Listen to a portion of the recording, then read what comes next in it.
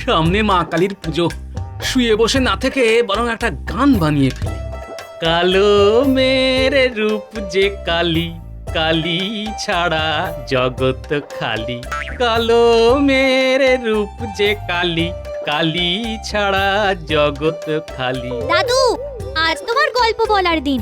ওঠো, এখন আমরা তোমার মুখে নানা মজার মজার গল্প শুনবো। তাড়াতাড়ি ওঠো। আরে দাঁড়ারে, একটু বয়স হয়েছে তো।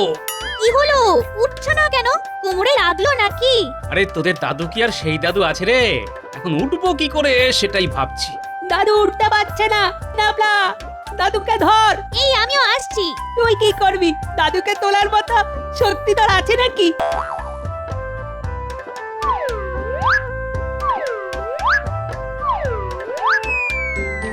আহ, আহ, ওহ, বাপরে বাপ, দাদুর গায়ে এত জোর যে কেউ তুলতেই পারলাম না। আগেই বলেছি না তুলতে পারবি না, কিন্তু আমি যে উঠতে পারছি না। কিছু একটা ব্যবস্থা কর না। আমি জানতাম কিছু একটা বাঁধ হবে। ওই পই পই পই করে বলেছিলাম ঠিকঠাক করে চলাফেরা করতে, তো শুনলো আমার কথা। এখন কোমর ভেঙে পড়ে থাকো। আচ্ছা পুঁটি, তুই বল, আমি কি কিছু করেছি? মা কালীর একটা গান বানাচ্ছিলাম, উঠতে পারবো না সেটা কি আগে জানতাম বল? ওই দেখো দেখো, কালী কীর্তন নাকি গাইছো। ওই হেড়ে গলায় গান মায়ের সহ্য হবে কেন? এবার আমি কি করি?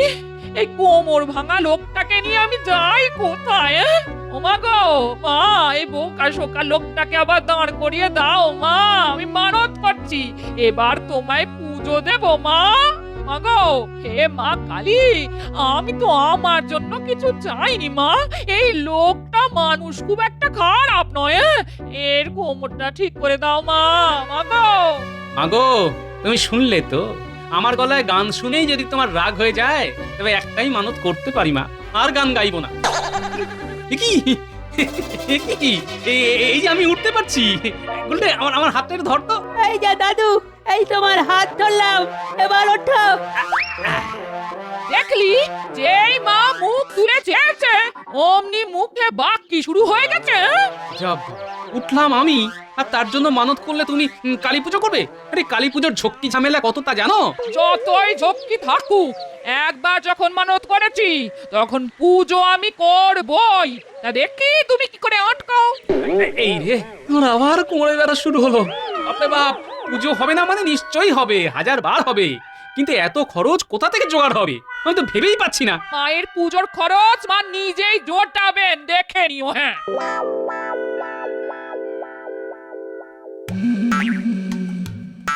হুজুরের কি আজকে মন খারাপ? হ্যাঁ, মনটা আজ ভালো নেই। বারবার মনে হচ্ছে আমার চারদিকটা অন্ধকার হয়ে আছে, কিছুতেই আলোর রোশনাই দেখতে পাচ্ছি না উজির। না, মানে মানে আপনার স্বাস্থ্যের খোঁজ নেওয়া আমার কর্তব্যের মধ্যেই পড়ে কিনা, তাই জিজ্ঞেস করলাম আর কি। হ্যাঁ, সেটা তুমি ঠিকই করেছো, তবে এত অন্ধকার আমার ভালো লাগছে না। তুমি কিছু একটা ব্যবস্থা করো যাতে সব সময় আমার চোখ আলো দেখতে পায়। হুজুর, আপনার সাম্রাজ্য এত বিস্তৃত যে তার সব জায়গায় আলো পৌঁছে দেওয়া এই মুহূর্তে কিছুতেই সম্ভব নয়। তুমি যেভাবেই হোক আমার চারিদিকে আলোর ব্যবস্থা করো। হুজুর, হুজুর, শুনেছি কৃষ্ণনগরের রাজা কৃষ্ণচন্দ্রের এক সভাসদ আছে, তার নাম গোপাল। তার নাকি খুব বুদ্ধি। দেখুন ওর বুদ্ধিতে ও কিছু করতে পারে কিনা। এই কথাটা মন্দ বলনি তুমি। সামনেই তো কালী পুজো, মানে আলোর উৎসব। রাজা কৃষ্ণচন্দ্রের রাজ্যে নিশ্চয়ই বড় করে কালী পুজো হবে। সে সময় আমি কৃষ্ণনগরে যাব, তখন আমার চারিদিকে এত আলোর ব্যবস্থা করতে হবে যেন চারিদিকে কোনো অন্ধকার না থাকে। জি হুজুর, তাই হবে। তবে এমনি এমনি এই কথা বললে মহারাজ তা নাও বুঝতে পারে। তাই আমার মনে হয় ওদের সবাইকে এখানে ডাকা যেতে পারে। কিন্তু একটা কোনো অজুহাত তো দেখাতে হবে, কি বলে ডাকা যায় ওদের? আপনি পত্রে বলবেন যে সেই দূরের দেশ থেকে আম এসেছে, সেই আম আপনি মহারাজ সহ সবাইকে খাওয়াতে চান। এই অজুহাতে ওদের ডেকে আনা যেতে পারে। হ্যাঁ, কিন্তু এখন আম পাবো কোথা থেকে? হুজুর এই ব্যাপারটা আমার ওপর ছেড়ে দিয়ে দেখুন না আমি কি করে আম জোগাড় করি। ঠিক আছে, তোমার ওপর আমার আস্থা আছে, যা করার তা তাড়াতাড়ি করো। মহারাজ, নবাব আপনাকে একটা চিঠি পাঠিয়েছেন, মানে আমাদের সকলকে তিনি ওখানে উপস্থিত থাকার আমন্ত্রণ জানিয়েছেন। আহ, কি আবার হলো? এখন সামনে কালী পুজো, কত কাজ বাকি, সেগুলো ছেড়ে নবাবের দরবারে যেতে হবে। আহ, কি আশ্চর্য আবদার! তা নিমন্ত্রণের কারণটা কি জানিয়েছেন তিনি? হ্যাঁ মহারাজ, কারণটা খুবই মামুলি। নবাব আমাদের আম খাওয়াবেন, কোন এক সুদূর স্থান থেকে তিনি আম আনিয়েছেন। এই অসময়ে আম? মহারাজ, আমার কেন জানি সন্দেহ হচ্ছে। সন্দেহ করাই তোমার কাজ। নবাব নিজে আম আনিয়ে আমাদের তা খাওয়াবেন বলে ঠিক করেছেন, আর এই ব্যাপারকে তুমি সন্দেহের চোখে দেখছো? হ্যাঁ, হ্যাঁ, এই ব্যাপারটাতে সন্দেহের কোনো কারণ নেই গোপাল। নবাব যখন ডেকে পাঠিয়েছেন তখন তো আমাদের যেতেই হবে। না মানে আমার মন তো বড়ই কুটিল, এই খারাপ কথাটাই আগে মনে আসে, তাই এত কথা বলে ফেললাম। নাও নাও নাও, তাহলে যাবার প্রস্তুতি নিয়ে নাও।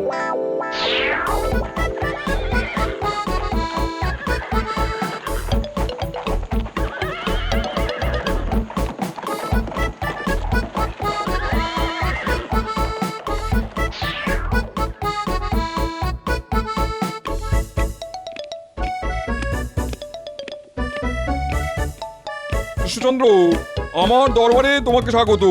আসার সময় কোনো অসুবিধা হয়নি তো? না না না না না না, অসুবিধে হবে কেন? আপনি ডেকেছেন, এটা তো আমাদের সৌভাগ্য। তা বলুন বলুন, আপনার কোন কাজে লাগতে পারি? আমি কি তোমাকে কাজের জন্য ডেকেছি নাকি? না না না না না, সেটা কখনোই মনে করবে না। তোমাকে আম খাওয়ানোর জন্যই ডেকেছি। খেয়ে বলবে কেমন লাগলো। তা তোমার সঙ্গে দেখছি গোপালও এসেছে, ভালোই হলো। খাওয়া দাওয়ার পর না হয় বিস্তৃত কথা হবে।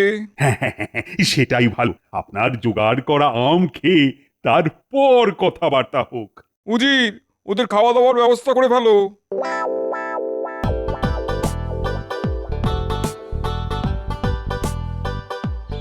এই হ্যাঁ রে, লোকটা যে ড্যাং ড্যাং করে মহারাজের সঙ্গে নবাবের কাছে চলে গেল তো গেল। এরা নাম নেই। এদিকে পুজোর কি হবে? তুমি এত চিন্তা করছো কেন? মহারাজের সঙ্গেই তো আছে দাদু। নোলা দেখ তোদের দাদুর কোথায় গেছে? হ্যাঁ, নবাবের দরবারে। কেন গেছে? আম খেতে। এই সময় আম কোত্থেকে পাবে জানি না বাবা। তোরা কাজকর্ম যা আছে তা সেরে পুজোর কাজে আমাকে সাহায্য করিস। হ্যাঁ, আমি একা হাতে কতটুকু করতে পারবো জানি না বাবা। হ্যাঁ, চিন্তা করো না তো, আমরা তো আছি নাকি? কৃষ্ণচন্দ্র খাওয়া পছন্দ হয়েছে? আমার সেরা বাবুর্চিকে দিয়ে তোমাদের রান্না করানো হয়েছে। আহ, তা খাওয়ার স্বাদ যেমন জিভে লেগে রয়েছে, আপনার বাবুর্চির কোনো তুলনাই নেই। আমাদের খাওয়া দাওয়া একটু বেশিই হয়ে গেছে। আসলে এত ভালো স্বাদ যে বেশি না খেয়ে উপায় নেই। কি গোপাল, খাওয়ার ব্যাপারে তোমার বেশ নাম ডাক আছে শুনেছি, কিন্তু আজ তেমন করে খেতে তো দেখলাম না। আগে নবাব যা খাওয়ার তাই তো খেয়েছি, এখন অপেক্ষা করছি কখন আম আসবে। আসবে আসবে, ঠিক সময় আসবে। আমাদের ফল খেতে হয় সব শেষে, তাই না উজির? হ্যাঁ হুজুর, হ্যাঁ, শেষ পাতে ফল খাওয়াই আমাদের রীতি। একটু অপেক্ষা করুন, হ্যাঁ একটু একটু, আপনাদের প্রিয় ফল এক্ষুনি এসে যাবে।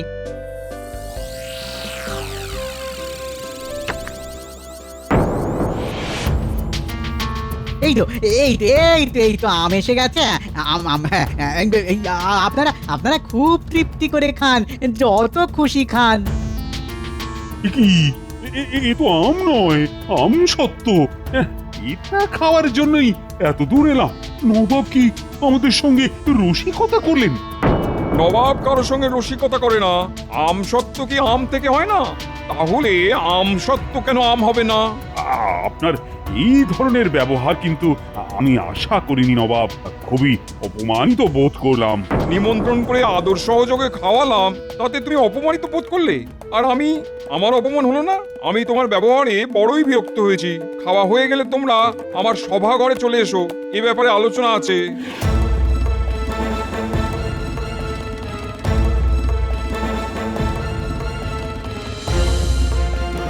আমি তখনই বলেছিলাম নিশ্চয়ই নবাবের কোনো মতলব আছে। হয়তো সেটা ঠিকই, মহারাজের সঙ্গে আমরাও খুব অপমানিত বোধ করছি, কিন্তু শত হলেও তিনি নবাব, তার কথায় এমন উত্তর আপনি না দিলেই পারতেন। হ্যাঁ, এটা আপনি কি বলছেন? নবাব বলি তার সব কথা মেনে নিতে হবে? আমাদের মহারাজ একজন রাজা, তিনি অপমানের জবাব দেবেন না?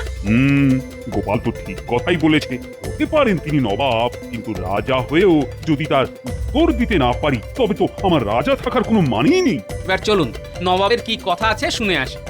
উফ, উজির, তোমার বুদ্ধির কোনো তুলনা নেই। কৃষ্ণচন্দ্র এতটাই রেগে গেছিল যে আমাকে অপমান করা ছাড়া তার কোনো উপায়ও ছিল না। বেশ ভালো করেছো, আমি খুব খুশি হয়েছি।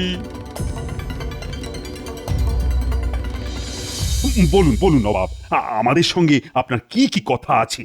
আমরা তো আজই কৃষ্ণনগরের উদ্দেশ্যে রওনা হয়ে যাব, তা যা বলার এক্ষুনি বলুন। তোমার রাগ এখনো যায়নি দেখছি। তা ভালো ভালো, শোনো কৃষ্ণচন্দ্র, তোমার ওপরে আমারও রাগ হয়েছে। আপনার রাগ ভাঙাবার জন্য আমরা কি করতে পারি হুজুর? উজির, আমি কি চাইছি সেটা ওদের বলে দাও।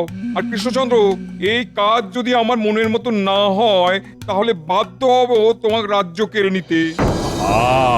আগে কাজটা সম্ভব না অসম্ভব সেটা তো শুনি, তারপর না হয় বলবো আমাদের দ্বারা হবে কি হবে না। নবাব কখনো কারোর মুখে না শুনতে অভ্যস্ত নন, তাই হয় কাজ হাসিল, নয় রাজ্য নবাবের দখলে চলে যাবে। বুঝেছেন মহারাজ? আসলে আমার চারিদিকে আমি আলো দেখতে চাই, যাতে চার কোণেতেই আলো থাকে। সামনে আলোর উৎসব, আমি সেদিন কৃষ্ণনগরে যাব।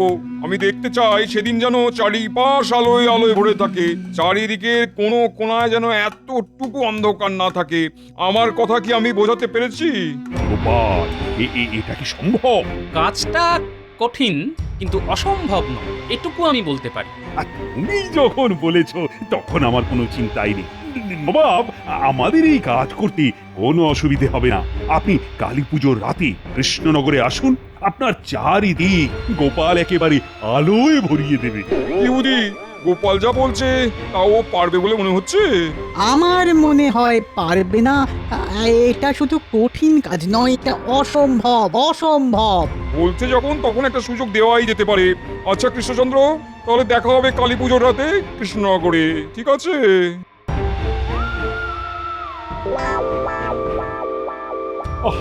এ কি বিপদে পড়লাম বলতো? কি করে সম্ভব এই বিপদ থেকে উদ্ধার পাওয়ার? মহারাজ, গোপালের কি দরকার ছিল গায়ে পড়ে নবাবের আবদারে রাজি হওয়ার? তাহলে কি আপনি চাইছেন যে নবাব আমাদের রাজ্যের দখল দিয়ে নিক? আমি কি একবারও এই কথাটা বলেছি মহারাজ? আর কি বলতে চেয়েছিলে? তোমার কি ধারণা হয়েছে নবাব এই রাজ্য দখল করে নিলে তোমায় তার উজির করে দেবে? মহারাজ, রাজ্যটা বোধহয় চলেই গেছে। এই অসম্ভব কাজটা গোপাল কেমন করে সামলাবে আমি বুঝতে পারছি না। আমারও মনে হয় তোমার মন্ত্রিত্বটাও চলে গেছে। মানে রাজ্যটাই যখন নেই, যখন রাজাই নেই, আর রাজাই যদি না থাকে তখন মন্ত্রী বা থাকবে কোত্থেকে? আসলে কি জানেন মহারাজ, রাজ্যটাকে তো খুব ভালোবাসি, সেটা চলে গেলে খুবই কষ্ট পাবো। তার উপরে গোপাল এই কাজের দায়িত্ব নিয়েছে শুনে আরো ভয় পেয়ে গেছি। আমি হলে রাজ্যের সর্বত্র আলো জ্বালিয়ে দিতাম, কিন্তু গোপালের হালচাল দেখে মনে হচ্ছে এই ব্যাপারে ওর কোনো হেলদোলি নেই, যেন রাজ্যটা চলে গেলে ও খুব নিশ্চিন্ত হয়। মহারাজ, আমাকে একবার বেরোতে হবে, হাতে অনেক কাজ। নবাবকে একটা ভেলকি দেখাতে হবে তো।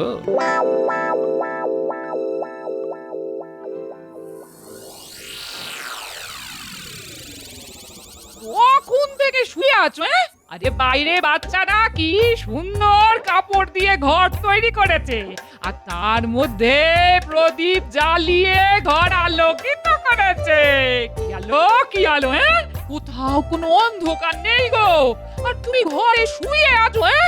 কি বলে কি বলে কি বলে? আরে বলছি বাইরে এসে দেখে যাও না, ছোটরা কি সুন্দর আলোর ঘর তৈরি করেছে, কাপড় দিয়ে ঘর বানিয়ে তার মধ্যে প্রদীপ জ্বালিয়ে এই চার কোণা একেবারে আলো করে রেখেছে।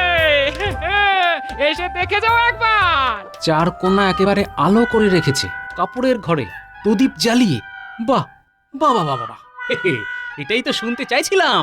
ব্যাস হয়ে গেছে, এবার নবাবকে কাত করা যাবে। কাল সকালে একবার বিজ্ঞানীর বাড়ি যেতে হবে। আরে গোপাল, এসো এসো, এই বিপদ থেকে কি করে উদ্ধার পারে সেটা ভেবে দেখেছো? একটা উপায় বের করেছি বিজ্ঞানী। আচ্ছা, তুমি কি এমন কুপি তৈরি করে দিতে পারবে যা অনেকক্ষণ ধরে জ্বলে। এ আবার এমন কি ব্যাপার? কুপির পাত্রে প্রচুর মোম জমিয়ে তার মধ্যে বড় সলতে পাকিয়ে ওপরে পরিমাণ মতো তেল রাখলেই কুপি অনেকক্ষণ পর্যন্ত জ্বলবে। হ্যাঁ, তাই কুপি দিয়ে তুমি সারা রাজ্য আলোকিত করবে?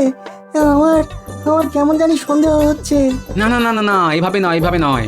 আমি তোমাকে কথাটা জিজ্ঞেস করলাম এই ভেবে যে কতক্ষণ পর্যন্ত আলো জ্বালিয়ে রাখা যায় তা জানতে। মোম যত বেশি হবে ততই আলো বেশিক্ষণ জ্বলবে। হ্যাঁ,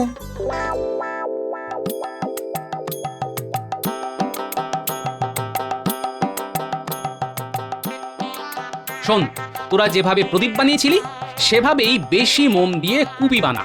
ভিতরে ঠেসে মোম দিবি আর তার ভিতরে বড় করে সলতে পাকিয়ে রাখ।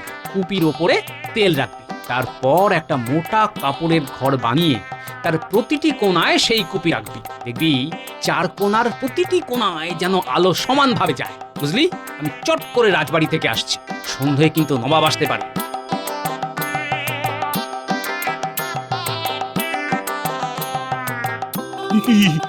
এরকম একটা বিপদের দিনে গোপাল হাওয়া।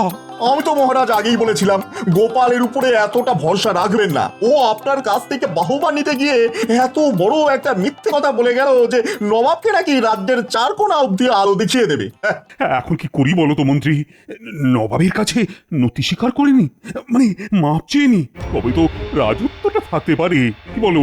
আমার মনে হয় এখন রাজত্ব দিয়ে দিন, তারপর নবাবের রাগ কমে গেলে আবার চেয়ে নেওয়া যাবে। কি বলেন? খারাপ বুদ্ধি দিলাম? হ্যাঁ, না, তা দাওনি ঠিকই, কিন্তু এতদিনে রাজত্ব ছেড়ে কোথায় যাই? আমার কথাই হচ্ছিল বুঝি। হবে না? নবাব আসার সময় হয়ে গেল কিন্তু তোমার কোনো পাত্তাই নেই। বলি ভেবেছোটা কি তুমি? ভেবেছোটা কি মহারাজের রাজত্ব এখন চলে যাওয়ার মুখে আর তুমি এসেছো মস্করা করতে? ছি ছি ছি গোপাল, তোমার কাছ থেকে এরকম ব্যবহার পাবো তা কিন্তু আমি স্বপ্নেও ভাবিনি। মহারাজ, আমি কি করলাম তাই তো বুঝতে পারছি না। কি করলাম মানে? আরে নবাব এসে পড়লো বলে তুমি তো তাকে বলেছিলে চার কোণে নাকি আলো দেখাবে, তো তার কি ব্যবস্থা হলো? ব্যবস্থা করেই তো আসলাম মহারাজ। নবাবকে শুধু আমার বাড়ির সামনে যেতে হবে। নবাব যত আলো দেখতে চান তার থেকেও বেশি আলো দেখিয়ে দেব।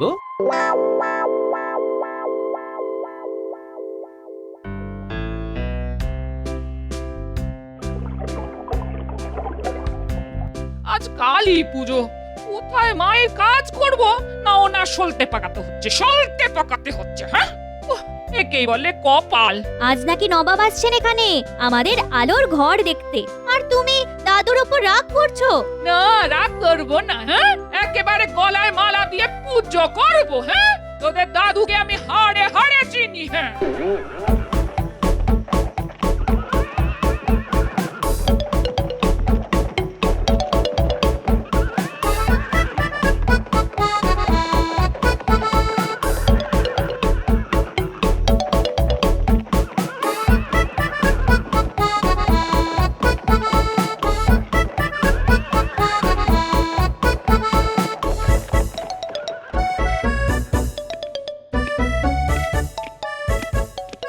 আসুন আসুন নবাব, আজ আমার কি সৌভাগ্য, আপনি আমার রাজ্যে পা রাখলেন।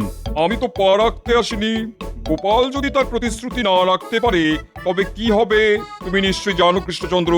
উদিত, তুমি কৃষ্ণচন্দ্রের কাছ থেকে রাজ্যের সবকিছু বুঝে নাও। আমার কিন্তু একদম সময় নেই।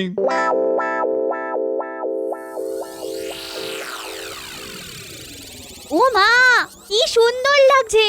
দাদু এক্ষুনি হয়তো চলে আসবে, নবাবকেও সঙ্গে নিয়ে আসবে। নবাব খুব মজা পাবে এত আলো দেখে।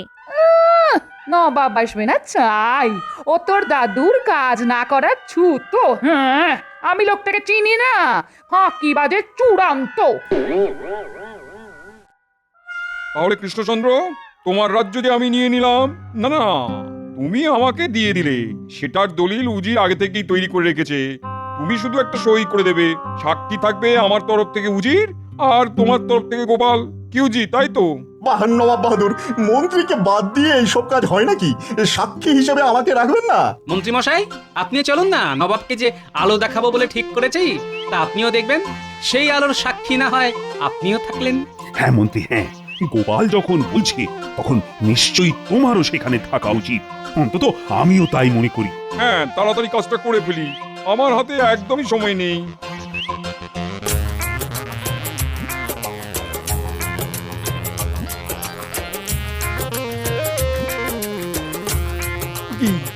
সব যে অন্ধকার। গোপাল, তুমি যে বলেছিলে আমায় আলো দেখাবে, তার কি হলো? হবে হবে হুজুর। আসুন নবাব বাহাদুর।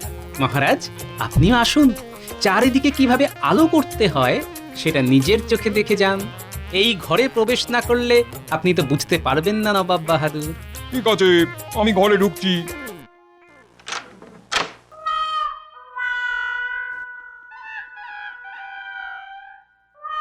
আমি সব জানি হুজুর, জেনে শুনেই এত বড় ঝুঁকি নিয়েছি। আর এটাও জানি, আমি যদি আপনার চারদিকে আলো দেখাতে না পারি তবে এই রাজ্যের কি হবে। হ্যাঁ, আলো দেখতে পাচ্ছি ঠিকই, কিন্তু আমি তো এই আলো দেখতে চাইনি। রাজ্যের চার ধারে আলো জ্বলে থাকবে সেটাই দেখতে চেয়েছিলাম। এটা তো তুমি আমায় ঠকালে গোপাল। এটা জোচ্চুরি। কৃষ্ণচন্দ্র, এই ধাপ্পাবাজিতে কিন্তু আমি অত্যন্ত ক্ষুব্ধ হয়েছি। আমরাও আপনার দরবারে আম খেতে গিয়েছিলাম, কিন্তু খেয়ে আসলাম আমসত্ত্ব। মনে পড়ে হুজুর, তখন আপনি বলেছিলেন আমসত্ত্ব কি আম নয়? আমিও আপনাকে বলছি, এই ঘরে কি চারটে দিক নেই? আপনি আপনার চারদিকে আলো দেখতে চেয়েছিলেন, তা তো আপনি দেখতেই পাচ্ছেন। কি পাচ্ছেন না হুজুর? হুজুর, হুজুর, এটা গোপাল একেবারে ধাপ্পা মারলো। আমাদের এই রাজ্য নিয়ে নিতে আর বিলম্ব করা উচিত হবে না।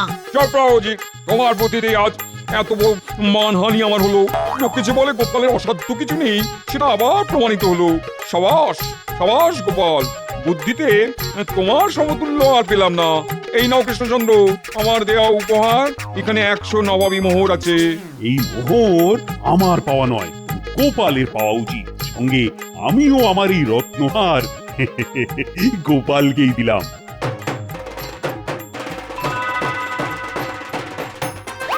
আর এই যে আমার মন্ত্রী, ওকে যদি আপনাকে দান করি, আপনি কি তাকে গ্রহণ করবেন?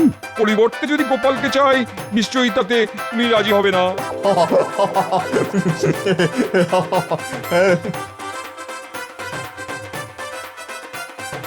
এই কে কোথায় আছিস রে? দেখ দেখ কত বাজি নিয়ে এসেছি। তোর আনন্দ কর, আমি দেখি। চল চল, এবার বড় মায়ের পুজোটা টেনে আসি। হ্যাঁ, জয় মা, জয় মা, জয় মা।